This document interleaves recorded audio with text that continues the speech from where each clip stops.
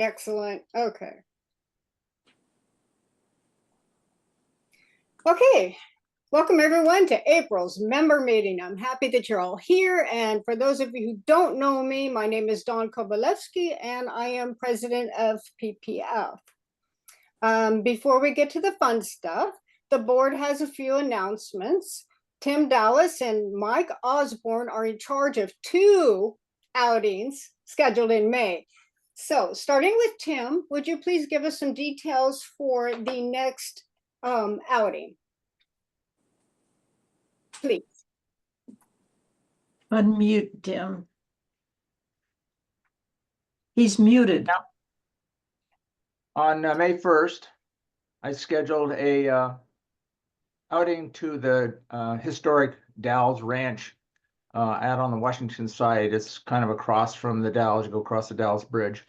I've gone out there a couple of times in the spring. Once I think it was April 27th one year, and another year I went out there on May 7th. And both years the wildflowers were spectacular. So I just shot for hopefully the sweet spot of being about May 1st, but it's a little early spring this year, I think. So who knows? But it's also a very interesting ranch out there, historic ranch, and there's just interesting things to photograph, old wagons and buildings and pieces of equipment. There's a little old graveyard. There's a pretty famous old car that's down the hill. Took me a while to find it, but I know where it is. And so I thought it'd be a fun time to go out there if anybody wanted to go. I think I have about 11 people that have expressed interest so far. So we're planning to meet there at the parking lot at the historic ranch there at 10 o'clock. I've would suggest that people can get together and carpool, and I know some people are already planning to do that.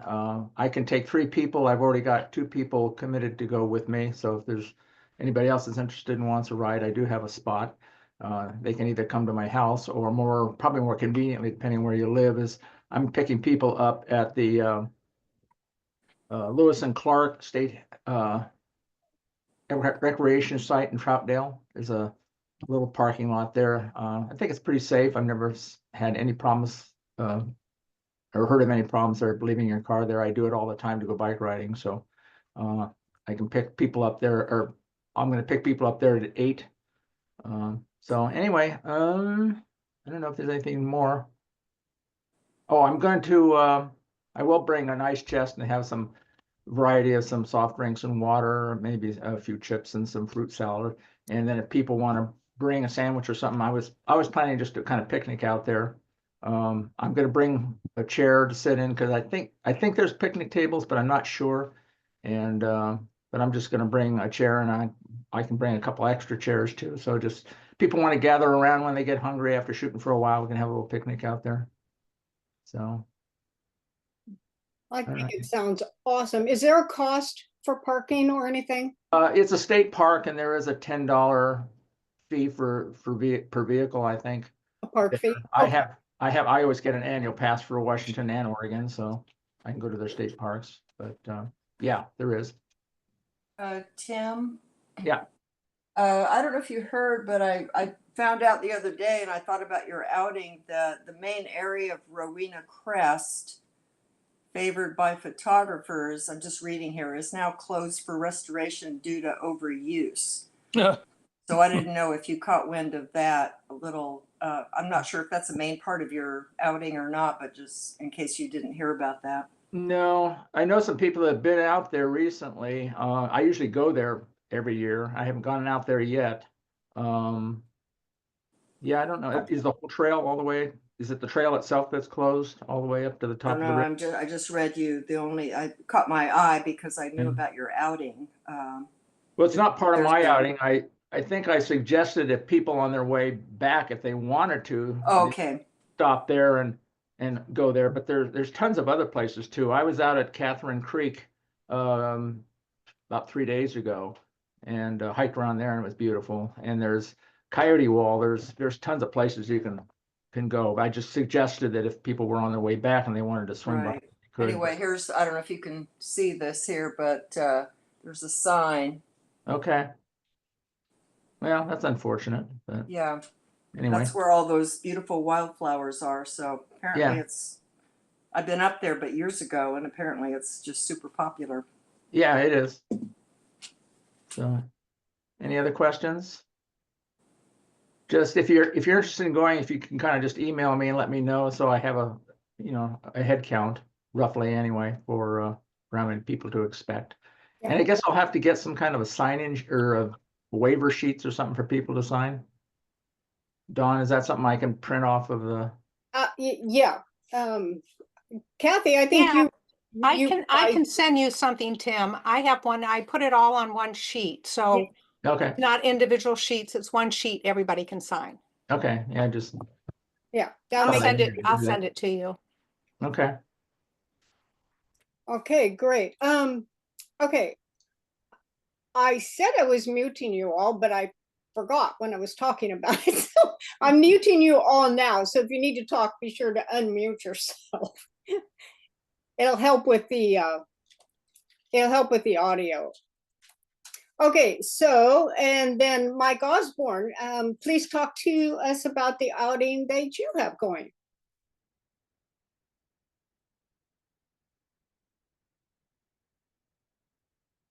Mike, I muted you, but you have to unmute yourself. Are you there? No. If I just hold my space bar down, it'll work, right? There you go. There, okay. This is at the Portland Transmission Warehouse, something or other. It's Spring Classic. It's a classic car show. Mostly they're cars from the 50s, 60s, 70s, 40s, some from the 30s, maybe some from the 80s. And these people have fixed their cars up. These people are car nuts, and the cars are shiny and pinstripes and candy apple tangerine babies, man. And they're really interesting, whether you take pictures of the whole car or whether you just take pictures of abstract close-ups like I tend to do.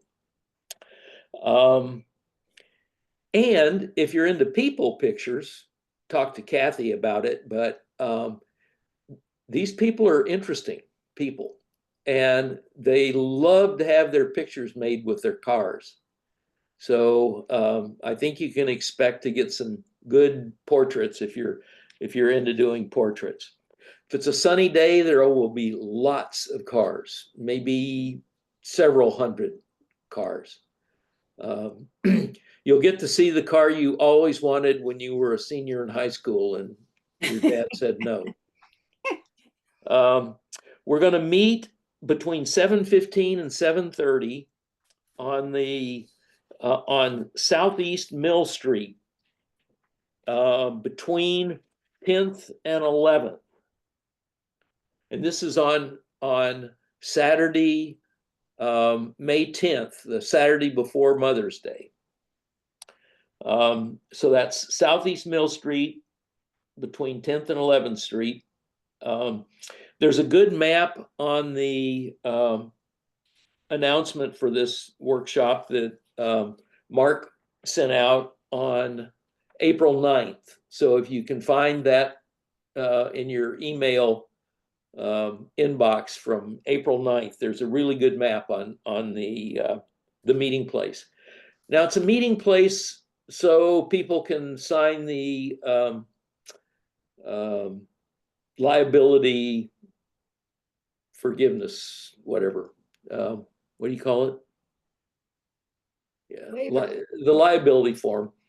If you and we're going to leave at 7:30 to start wandering around. So if you're later than 7:30, just go and have fun. You'll probably meet us on the street somewhere. You may get a chance to sign that liability release. You just won't be an official member of the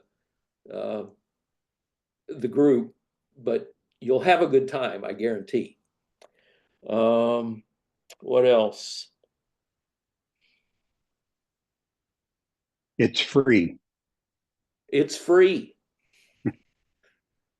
Yeah, that's a good one. It involves walking around. These cars are just parked out on the street over 10, 12, 15 square blocks. So it's an amazing thing. You're going to have to walk around. So wear good foot gear and dress appropriately. If it's raining, raindrop, it's going to take place rain or shine. If it rains, there might be fewer cars, but raindrops on shiny cars can be really trippy too. So I think it'll be a lot of fun. I know I've gotten good pictures there over both of the times that I've been. Can you think anything I left off, Mark?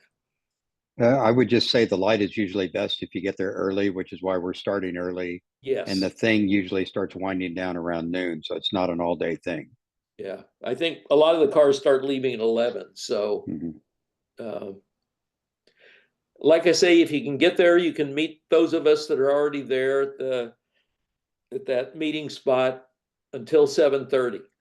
After that, just wander around and take pictures and look for us. We'll be the ones with cameras. Well, that sounds really great.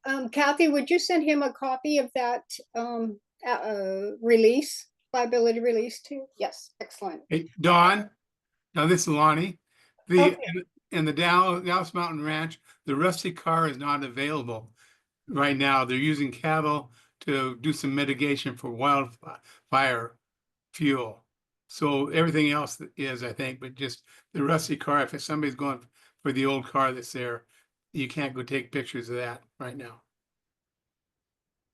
Well, that's a Well, bummer. boo. Didn't know that. There's that's gotten used so much. Stuff has been stolen off of it, and it's gotten trampled down so much. The flowers aren't like they were a number of years ago, but there's still so much there, and there's other places to go with the flowers. And I've seen some other pictures from there, and their flowers are really nice. And there's some old oak trees that you can use some really neat things with them as backdrops. Well, it's going to be cool no matter what. Any more questions about the outings? Yes, I have a question. Okay, Can someone give me some kind of a marker for where this address is? I see it Southeast Mill between 10th and 11th, but I can't use Google Maps to find that. Can you tell me either a number on Mill Street? It's on the corner of 11th and Mill on the west side of 11th. Uh-huh.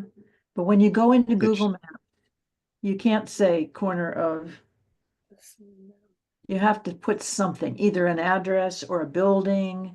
If you send me an email about that, I'll send you an address. Thanks. perfect. And that goes for anybody else who wants one. Okay. Oh, okay. So Walter Oliver is in charge of the Blue Sky Committee. And Walter, I'd like you to bring up the availability that we have for the drawers, because I know that we have some openings coming up. Yeah, we've got people in the drawers through the end of May. So we're looking for volunteers to put their work in the Blue Sky drawers starting in June for a 3-month period. It's a great opportunity to get your work shown in a highly regarded photo-specific gallery in the Pearl District. So I encourage anyone who's interested to let me know or let Dawn know, and she can get in touch with me and Yes, we can get it going for June. yes. So it's a great opportunity for you guys to get your work in a gallery, and we can give you the details on what you need to put together for it. Yeah, as What soon as you about let the us rest know, of we'll the give you all year? the details. What about the rest of the year after June, July, and August? Yeah, basically, we're looking for 3-month residencies, if you will. And if you would like to participate, but you're thinking future, that's fine.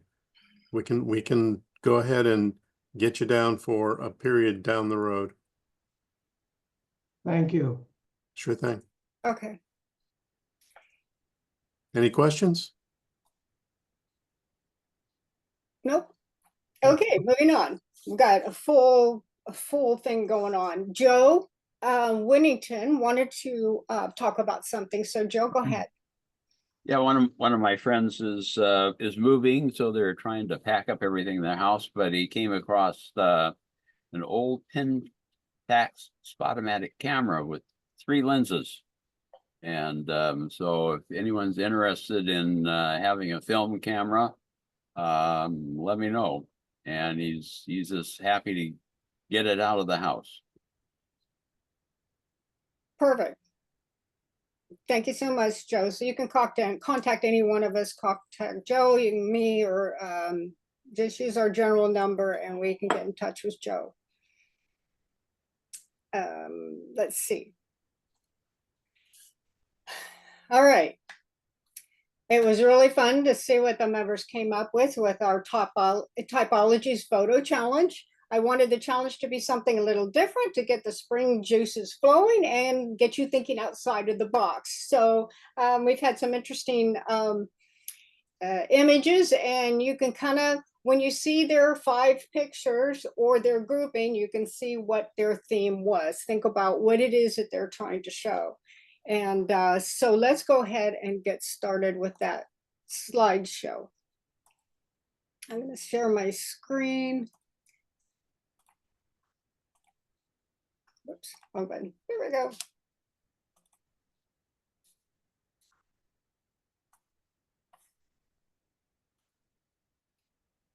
Make sure it's nice and big. There we go. 13 minutes and 46 seconds. Did everybody see it? Yep. Good. Thank you. Thank you, John.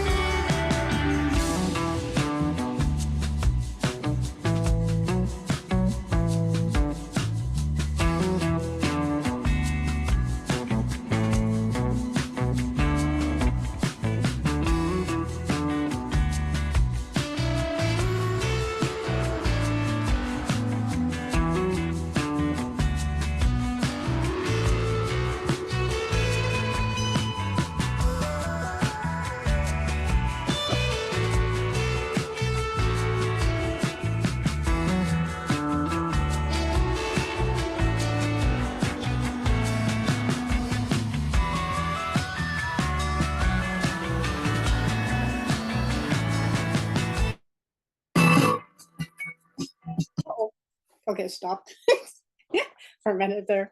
Okay, so our next challenge is going to be ICM and or multiple exposure. So you have choice there to do your swirls or do multiple exposure in camera or on your computers for something different, and get out there and make new work. And if you don't know how to do it, yeah, you can take a class, or the University of YouTube is always helpful.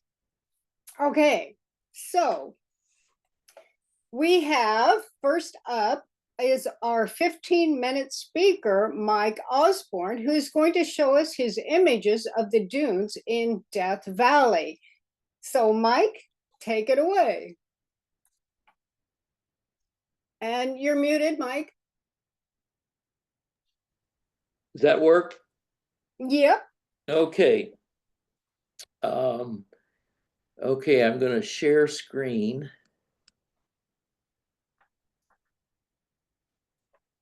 And we have 15 minutes before we start with our guest speaker too. Okay.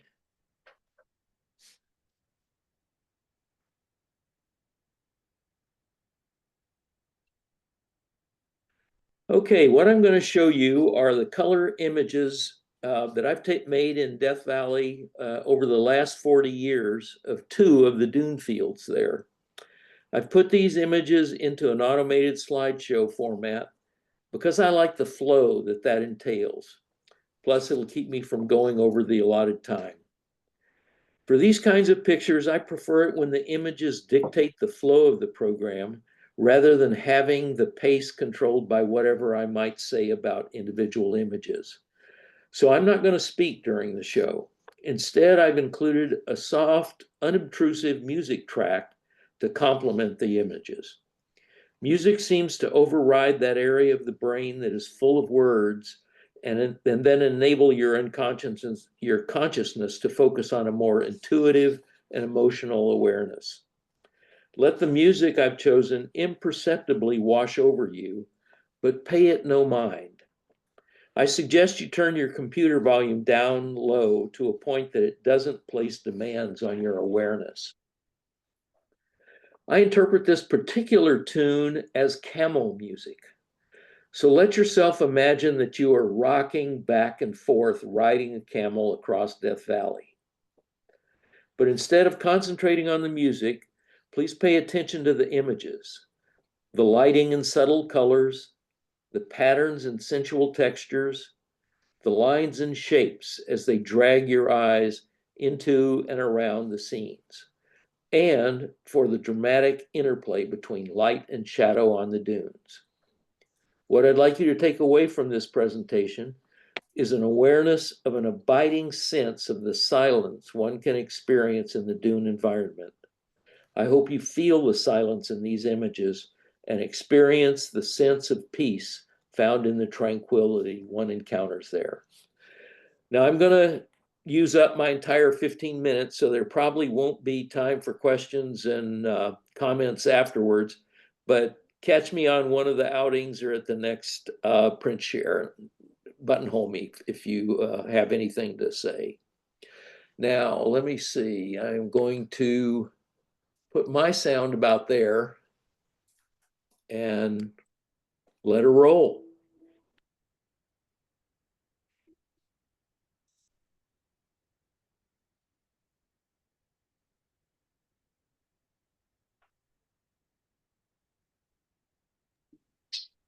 We're not hearing the music, Mike. You're not. No. Oh, I forgot to touch that sound button. How do I go, Mark, how do I go back and hit the sound? What you need is to stop your share and do your share again. Screen sharing. Stop share. And then when you share, you have that option. When I share. There it is. Okay.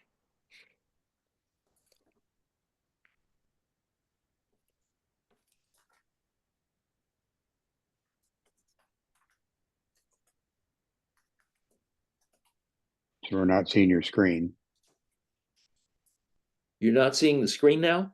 No, So did you, when you clicked share the first time you hit the sound, did you hit share the second time? Oh. Boy, you got to keep doing that. Huh? There you go.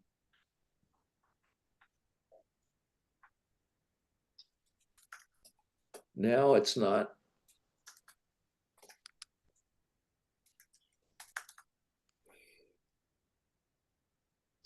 Maybe just quit QuickTime and restart that. Do what now? Quit your QuickTime. Quit QuickTime.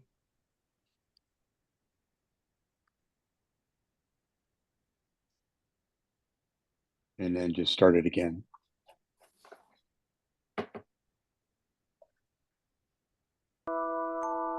Good. You hear it now? Yes. Oh, good. Okay.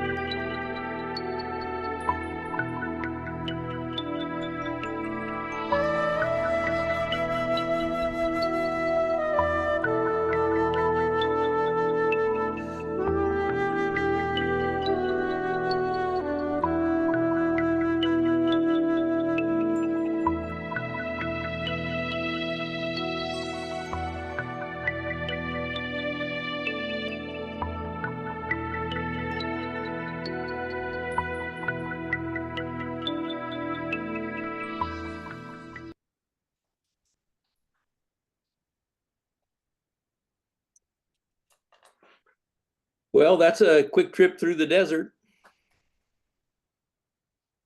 Those are beautiful. Those are really, it makes me want to go to Death Valley. I mean, so extraordinary, Beautiful worth work, it. Mike. so Thank you. peaceful. Yeah, exquisite. Yeah, Yeah. they really are gorgeous.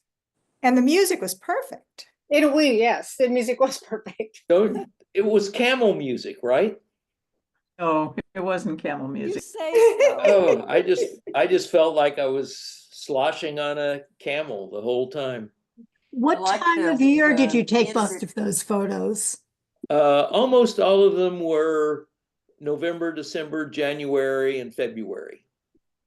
We went once in December and it was pouring and it was muddy. Well, that was, you were lucky.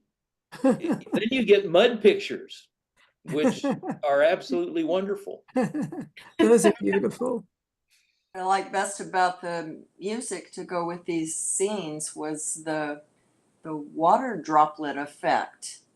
That juxtaposition of the sound of water drops with the arid environment was really nicely done. It shuts off the part of my mind that is always talking and lets me focus on the visual. Hope it worked for you too. Yeah, Yeah. absolutely. Yeah. Wonderful. Wonderful, thank you.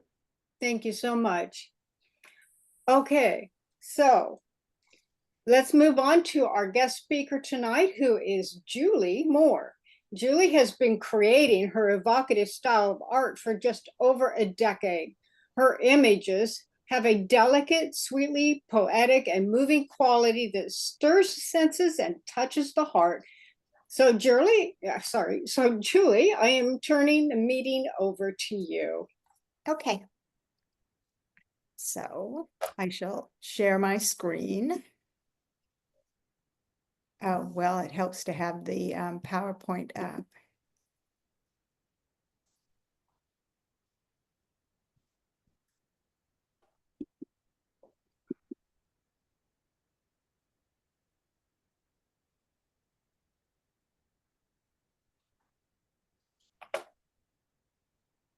Can you see that? Not yet. Okay, well, then we're going to have to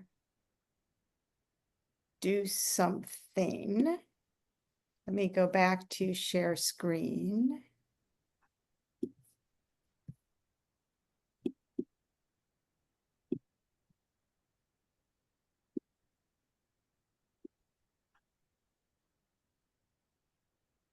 There we go.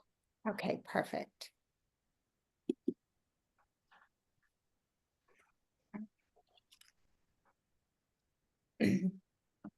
So thank you, Dawn, for the introduction, and it really is a privilege to be able to share my images with all of you. This year in January, I had an exhibition at Riversea Gallery in Astoria,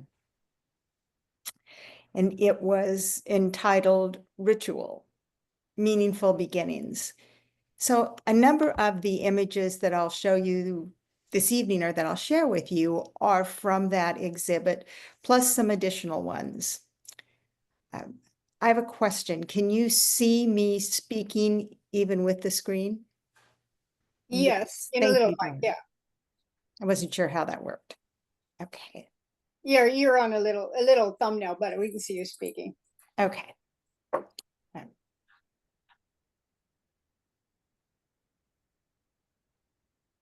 So my work is filled with small meanings for myself, really reminders of what's important in my life and what I'm called to share. And this particular exhibit was in January, so it was a perfect time to think about rituals that I have in my life and things that I want to bring into this new year and that I want to be able to include. So again, this particular exhibit helped me to remember what was important and also what I really want to share with my art going forward. So if it brings you some measure of meaning, I'm grateful for that. And again, I want to thank you for inviting me to share with you tonight. The work that I'm going to show you this evening there's really three types of work there that I create. One is what I consider rather straight photography, which I do enhance. The second one is lumen photography, which I also enhance, and photogravure. So there'll be a little of all three in the presentation. I really didn't think you guys were going to be able to see me, so I was just going to be able to read my notes, and now I'm a little awkward about that. So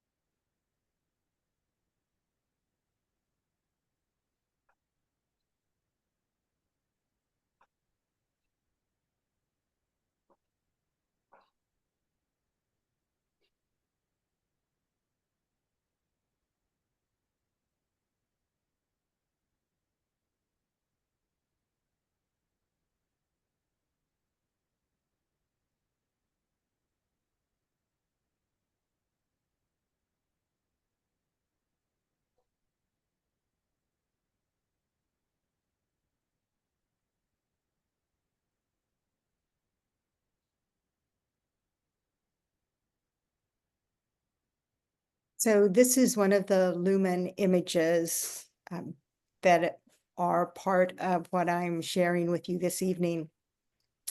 And with the enhanced lumen images, I take the flower material on photographic paper and then I enhance it both before it's developed in the sun and then again after it's developed in the sun. And so I get the blues by using washing powder. I use a spray, various sprays of different distillations of vinegar. If I want a lot of disintegration of the plant material, then I use a higher percentage of the vinegar in the spray that I spray on the photographic paper and then on the plant material itself. And I'll use cinnamon, rock salt, turmeric for different tones. So again, that's what I do prior to putting it out in the sun. And then once it comes out, one of the things I love about it is there's a serendipity in that I really don't know exactly what I'm going to get. This is another lumen. So I used a lot of washing soda with this. This is the same plant material. I took it off the initial lumen, put it on a second piece of photographic paper. So it's already lost some of its color to the first one, and then added more vinegar to it. So it dissolved even more of the plant material, almost creating like a shadow print. Another lumen.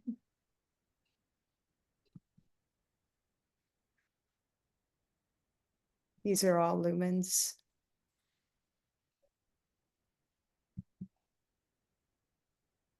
And then this is a photogravure where I actually create the image on a plate. And I use a process called à la poupée, where I paint the ink on various colors and various densities onto the plate itself before I run it through the press. And then afterwards, when it's dry, I have also on this one, it's a little difficult to see in the image, but hand painted on gold on the bowl and used then a watercolor pencil to actually rim that bowl in certain areas. So it is hand painted with the inks prior to going through the printing press. And then once again, once it comes out, there is additional painting with watercolors. Another photogravure. This one, again, using that process of à la poupée where I actually paint on various colors. I also have used a fine pen to draw the lines, the horizontal lines on the bottom of the image to create more depth there.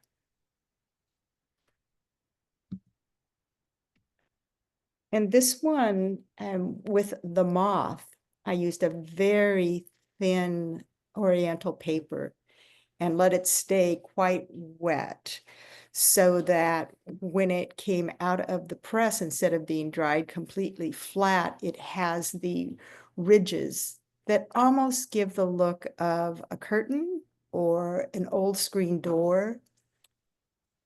I again use the process of à la poupée to create the colors and tones, both on the moth and the darker tones on the image. And then I hand drew all the little lines on the moth also. So moth medicine is, from a symbolic standpoint, represents transformation, change, a desire to go towards the light to enhance one's learning. So for this particular year and ritual time, I was really focused on the moth. And then these next few images are images that were not part of the exhibit. And they are different than what I normally do. So I'm not exactly sure what direction my creativity is taking me right now, but I think it is just due to the condition of the world right now. So that's what I'll say about these. But this is wilting, wilted, the black room, the green room, brown painted, blue painted. And so if you have questions on any of those 43 images, please, we can take some time and talk about them.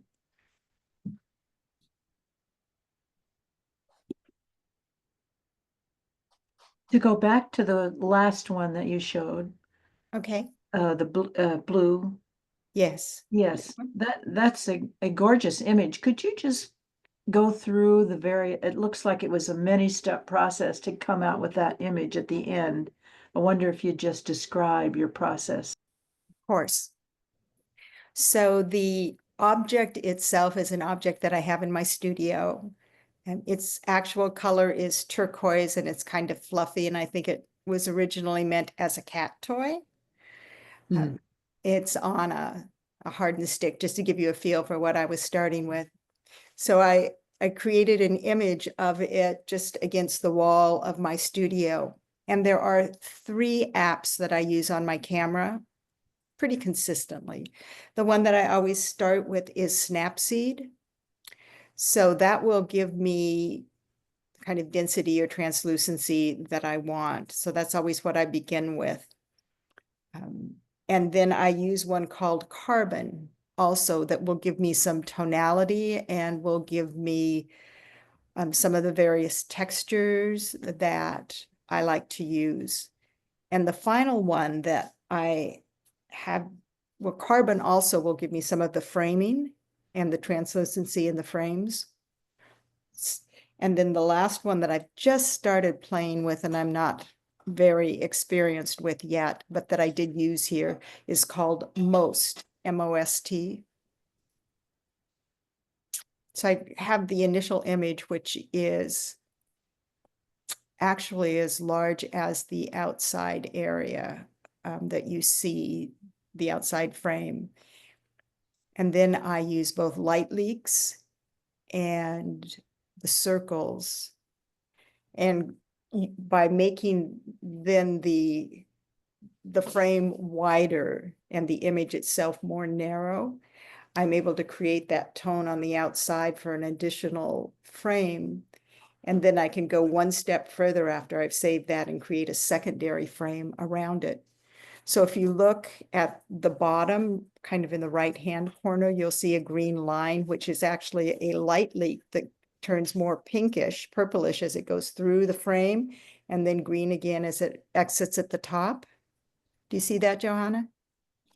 Yeah. So just to I give you see an that, idea yes. of how that framing works with it and creating that texture. Did that answer your question? Yes, it showed me how creative you are and how hard you work to produce a beautiful image like this. Thank you. Do you have Julie, an idea in mind before you get started, or do you just kind of start with one and then it just build on it with, inspiration as you go? Like, That's- yeah, so you're doing different apps. I am doing different apps. I always start with a Snapseed if I'm doing an app. So I guess there's a couple of ways to go with that question, Dawn. The initial object of the image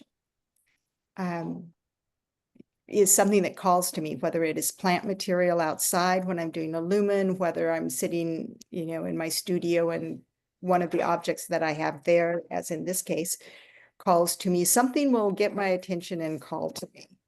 And then I will kind of follow the creative process as it goes from that point. I do not ever know where it's going to take me. And there is a very good chance that I could never recreate what I have created, because each process, each time I do it, is unique. Even though I use, like in this case, which is what I call more strictly lens based, because I'm not using a printing press or a lumen aspect. Even with this, I don't know exactly what I'll get, but I keep going and working with it until I'm happy with the end result, until it says to me that it's finished. I always leave them for a day or so, whatever I'm working on, to see if in fact I like it as much later as I did when I thought I was finished. Did that answer your question? Yes, yes. Okay. Could you show us 42 as well? Because that's the same, you started with the same point, didn't you? I did. I actually started with the same image and I flip-flopped one of them. So I'll kind of go back and forth so you can see. So this one you can see is more aligned on the right side. That one's more aligned on the left side. But it's exactly the same image, and I just flipped it and did a mirror image of it before I started any of the additional aspects. Julie, what's the relationship of the words to your images and to your whole process? You mean the titles that I've The given? titles, yeah. Okay. They reflect exactly what the image says to me, or the emotions or the emotions that I had as I was creating the image. So sometimes when it's, let me pull one up, like this one, which is a lumen one, Her Soul. This one was some beautiful flowers out of my garden, and it is a lumen, so they are on glass. I've used all sorts of things, rock salt, turmeric, cinnamon, to create the colors and tones. And when I brought it in from the outside, it still has the glass over it at this point in time, because I take pictures of the process, so to speak. And you can see here the reflection of my hands at the bottom of it. Mm-hmm. So I and it's sitting on a green towel because I didn't want to stain the kitchen counter with any of the chemicals from the photographic paper. So the entire aspect of it, as I was seeing it at this stage, which is the final stage, before I take the glass off, was just, I felt so connected to it, so much a part of it. And then when I saw the way I was holding my hands, once it was on my camera, on my phone, I fell in love with it even more. So her soul here is very much a part of it. Some of the previous images with the titles reflect very much that ritual concept of what is important to me going forward in my life, not just this year, but ongoing, and what I want to share in terms of my art. Did that answer your question, Giannis? Yes, and her soul one, that one really, really moved me. And then, you know, like the little hints of the hands in there. It's an incredible image. And like I think the words really sing for me with that particular image. Mhm. You know, and that's why I was kind of curious, is like how you associate the words with the images. Right. Did Thank- I answered that for you, Giannis? Yes. Okay, good. I have a question, Julia, kind of an old lady question. So I know you use your iPhone a lot, and I know like Snapseed and I assume Carbon and most are all iPhone apps. Yes. So when you're doing your post-processing, your pre-processing on both ends, are you working with the tiny images on your phone, or are you transferring them to a larger screen so you can actually get a better view of what you're doing? My eyes would not be able to, focus on such a tiny image on my iPhone. So I was just curious how you do that. You have eagle eyes, I guess. See these readers? I do everything on my phone. I don't do any post-processing or pre-processing or on anything other than my iPhone. So. And are you surprised, because these obviously are now, enlarged from our point of view on the screen here? Are you ever surprised when you see an image from the tiny little screen up to a larger screen like what we see right now? That's a very good question. I'm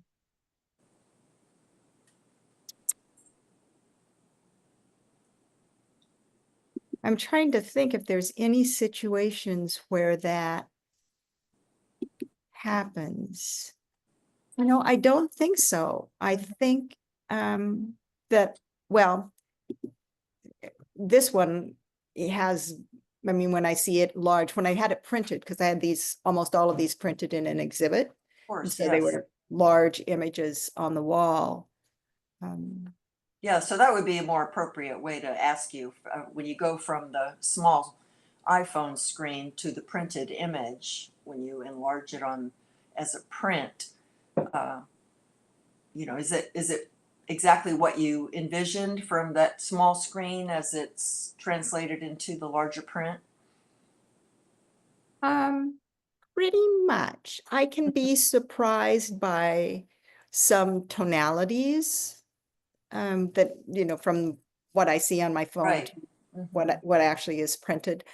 But I'm never surprised by the essence of it, I see. so to speak, and what I created. I'm trying to think if there's any exceptions to that, but I don't think so. Some I think are better, like this one was used on an altar during that exhibit, because during ritual I did have little altars set up with feathers and crystals and bones and shells. And this one does better as a smaller image, I think, than on the screen here. But other than that, no. Interesting. Yeah. Did I answer your question, Pat? Oh, yes. Okay. Thank you. Did you use a professional camera prior to falling focusing just with your iPhone? When I first decided that this was kind of going to be my path after I retired, I bought a big girl camera. I bought one of the first Sony mirrorless cameras. And so I did use it for, a year or so before I really realized all the things I could do with an iPhone. Now I use it exclusively. I haven't sold it yet, but every time I see it in its case in the closet, I go, Julie, you should really, you are never going back to this. I can tell you right now, you should sell it or give it away or, yeah. That's the crazy thing that's happened in this with photography. Because I have the same issue. I have the big camera. It's right over here. I'm staying on the lake right now. And I keep just using my iPhone. Yes, and every time they come out with a new iteration, they know enough to really focus on improving the cameras.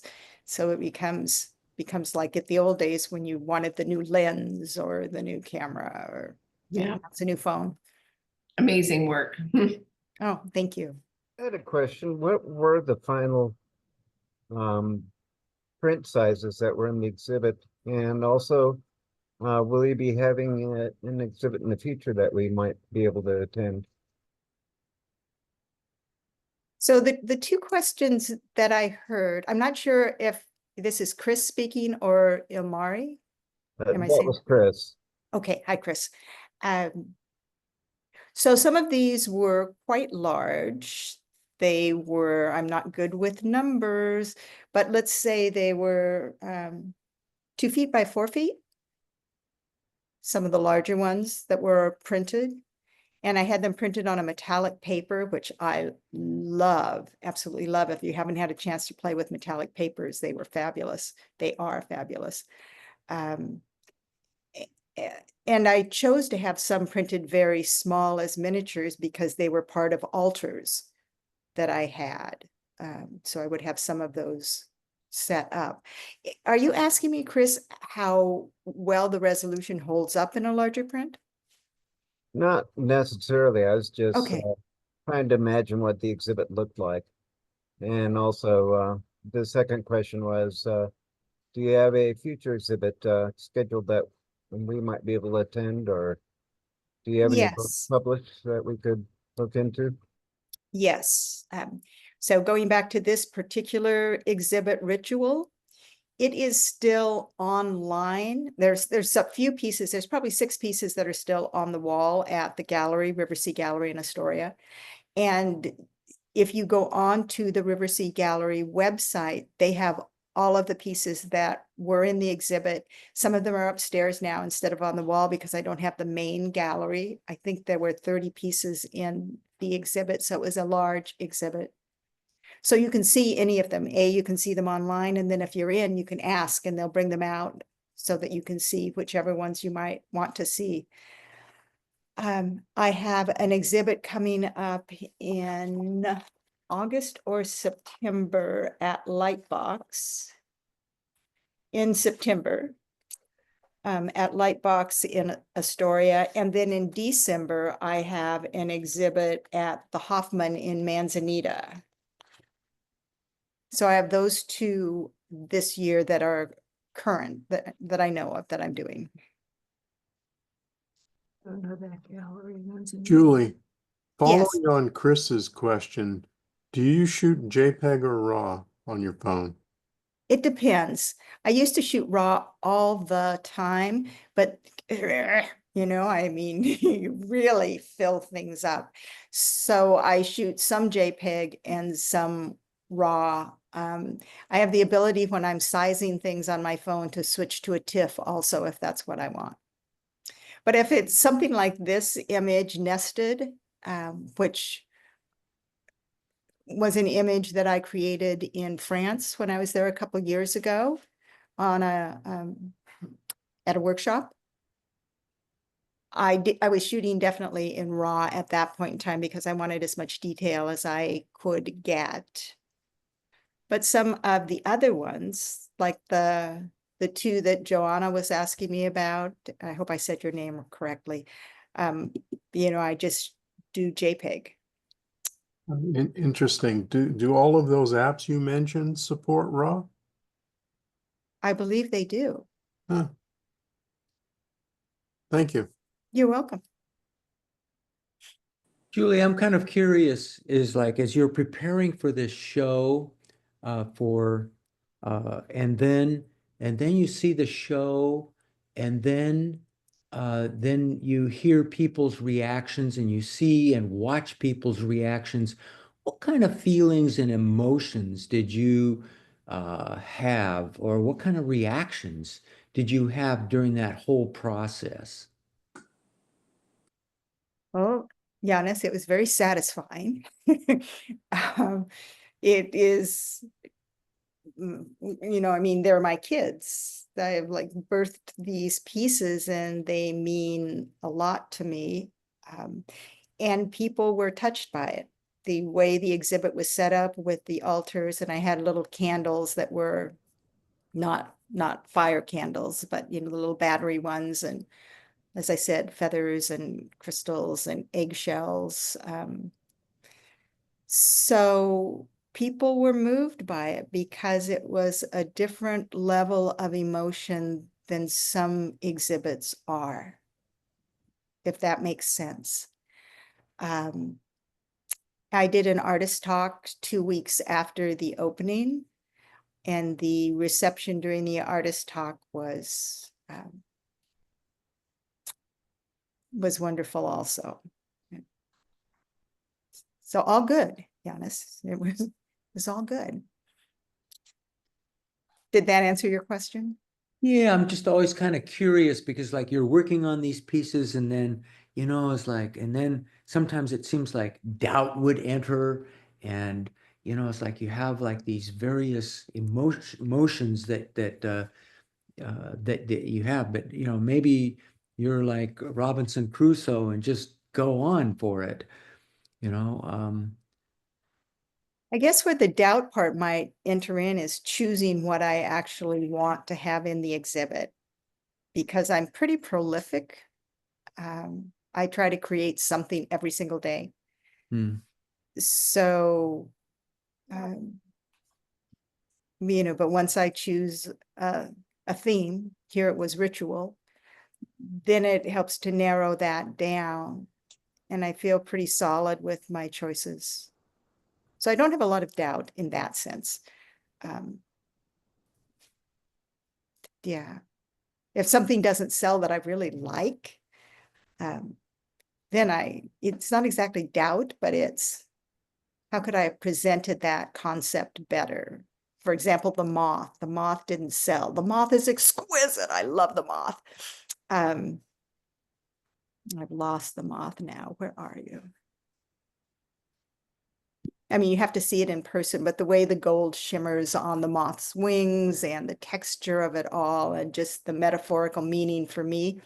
But that's, again, sometimes, you as an artist are really connected with a piece you've made and it doesn't necessarily resonate with other people. This one's mine. Or it doesn't match their couch. Yeah. I don't think anybody looks at my art and thinks about matching their couch. I think it falls within that realm, but yeah, no, people do buy art to fit in a certain room in a certain size and a certain color tones, all of that. So your big show starts in May? Yes. Yeah. Are you going for the opening? Yeah, I have to go set it up. It's a big deal. It's huge. Yeah. Would you send me the name of the gallery? I know it's in Riga, but Yes. because we may end up there this summer and I really want to go and see it. Oh, I'd really appreciate that a lot. Of course. I'll pretend that I don't know you and I'll just rave about how wonderful it is. Yeah. The American ambassador to Latvia is coming, and I'm hoping he doesn't get fired before the show. I know. Trump. I know. I get it. So, any other questions anyone has? I'm so appreciative. Oops. Do you have a website? I do have a website. images? It's not as wonderful as I would like it to be. Everything is kind of always in flux. Because I'd much rather create than do the technical things. But I do have a website, and it's julie-moore.com.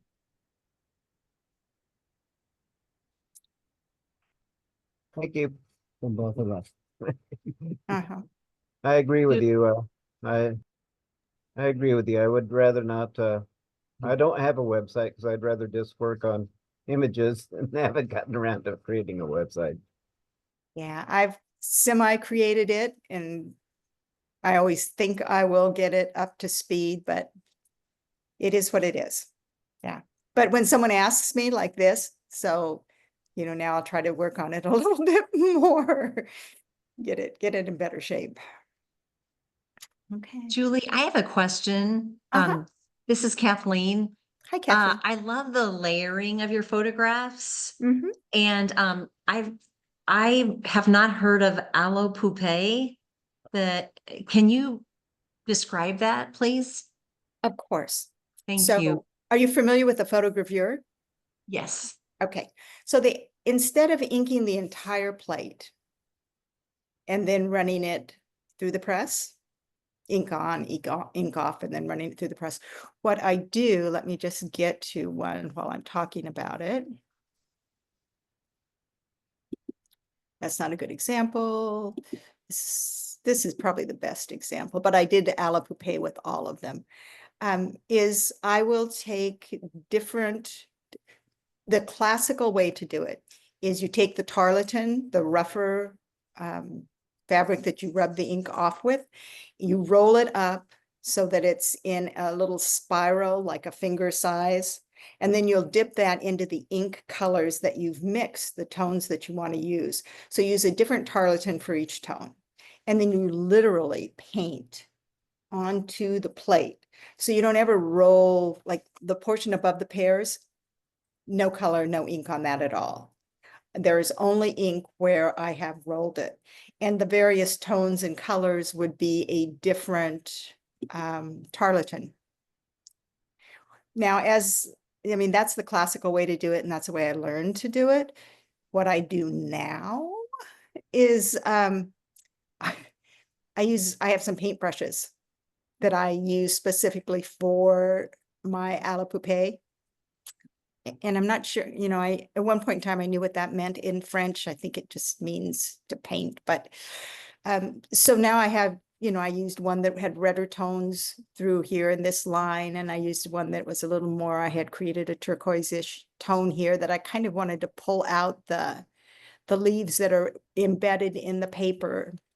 And then more of a rust tone on the sides. And then some black up through here, not a deep one. And then here again, these lines I drew on after it was dry, after I had created it, just to add some more dimensional depth there. It just felt like it wanted it.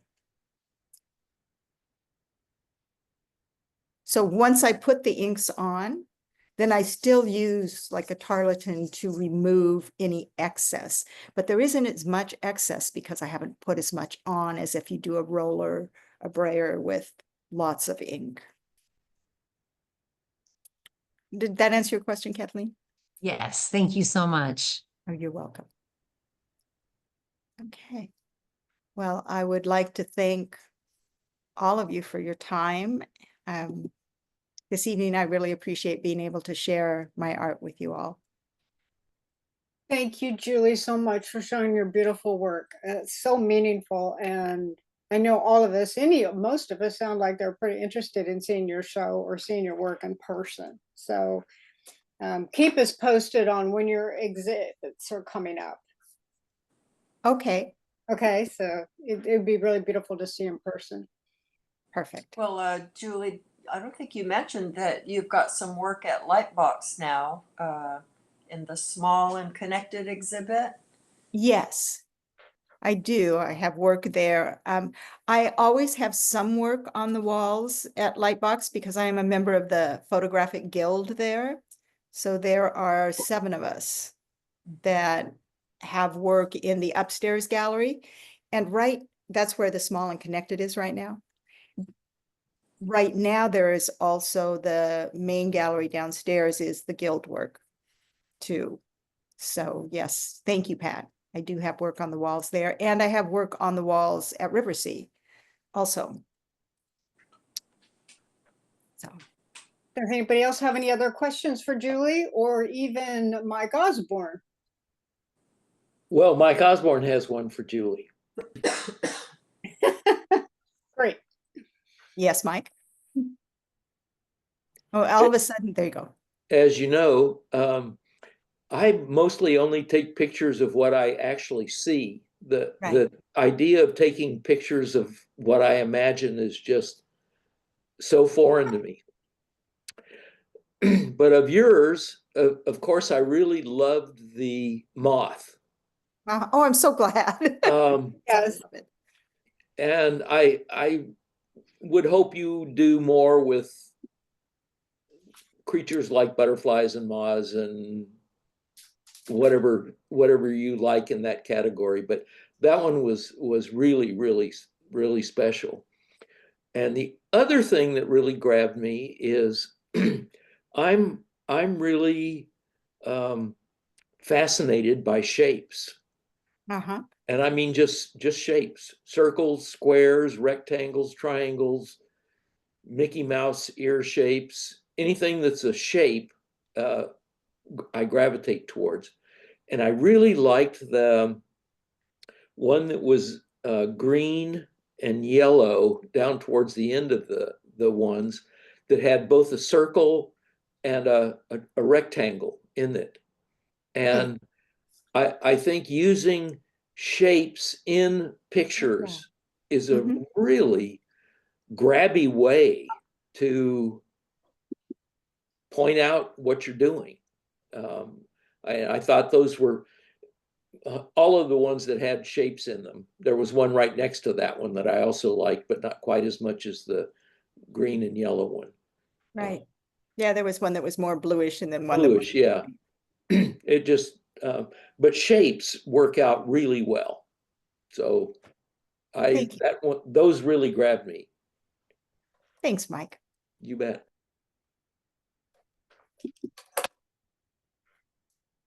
Okay. It is. So if there's anybody have anything else to add before we close the meeting down? I would just like to say that it was terrific. I liked every piece. I thought the challenge was terrifically good and a lot of fun. Oh, good. And I loved Death Valley and I love Julie's. So I've had a great time. Thanks. Oh, great, great.